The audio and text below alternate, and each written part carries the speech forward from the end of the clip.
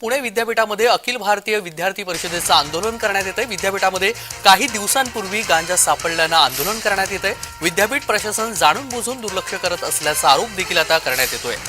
इथे एक दृश्य आपण पाहतोय पुण्यामध्ये काही दिवसांपूर्वी गांजा सापडलेला होता, मात्र पोलिसांनी कोणतीच कारवाई केलेली नाही। त्यामुळे या ठिकाणी विद्यार्थ्यांनी आंदोलन सुरू केलेलं आहे। विद्यापीठ प्रशासन जाणून बुजून दुर्लक्ष करत असल्याचा आरोप देखील ह्या विद्यार्थ्यांनी केलेला आहे आणि त्यामुळे आता विद्यार्थ्यांवरती आंदोलन करण्याचा त्यांनी पवित्रा घेतलेला आहे। विद्यार्थी परिषदेने हे आंदोलन केलंय।